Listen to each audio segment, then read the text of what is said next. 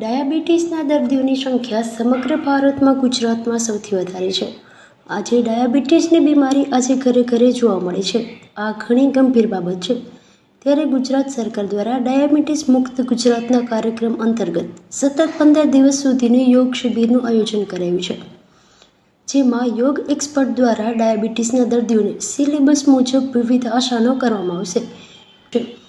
પોરબંદરમાં આવેલ નટવરસિંહજી ઉદ્યાન ખાતે આજે સવારે 130 દર્દીઓની હાજરી સાથે યોગ શિબિર શરૂઆત કરવામાં આવી છે.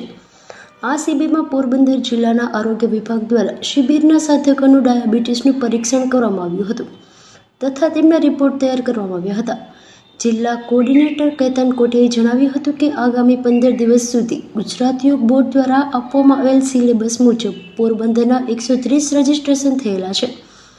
દર્દીઓને નિયમિત એક્સપર્ટ દ્વારા આસનો કરવામાં આવશે અને આહાર અને વિહારની સમજણ આપવામાં આવશે તથા યોગ દ્વારા ડાયાબિટીસ મુક્ત અભિયાન અંતર્ગત યોગાસનો કરવામાં આવશે.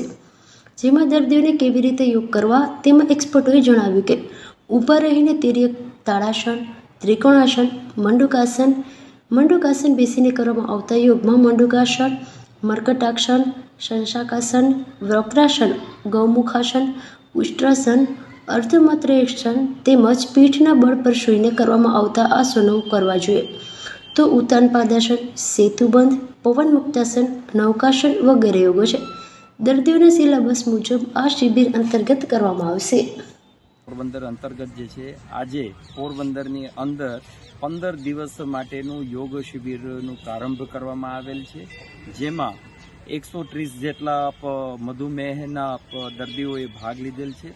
જેટલા આસનો, પ્રાણાયામો, ધ્યાન, મુદ્રા, એક્યુપ્રેશર વગેરે એમને ટ્રેન કરવામાં આવશે. એમને સજેશન આપવામાં આવશે કેવી રીતે ડાયાબિટીસને જે છે આપ મેનેજ કરી શકો છો, કેવી રીતે ડાયાબિટીસથી થતા કેટલા પ્રકારના જે બીજા રોગ એક ડાયાબિટીસના માધ્યમથી જ થાય છે તો એનાથી કેવી રીતે આપણે બચી શકાય એના માટે ગુજરાત રાજ્ય યોગ બોર્ડ દ્વારા જે છે આ એક નમ્ર પ્રયોગ છે. સાધકોએ કેવી રીતે સીધા ઊભી અને ઊભા રહી અને જે પેનક્રિયાસ વગેરે આપણા શરીરના અંગ અને પ્રત્યંગ છે, ઓર્ગન છે એને પ્રભાવિત કરી શકાય તો એના માટે તિર્યક તાળાસન છે, ત્રિકોણાસન છે, બેઠા રહીને અર્ધ મત્સ્યેન્દ્રાસન છે, મંડુકાસન છે, પછી સૂતા જે છે ઉત્તાન પાદાસન છે, સેતુબંધાસન છે, પવન મુક્તાસન છે.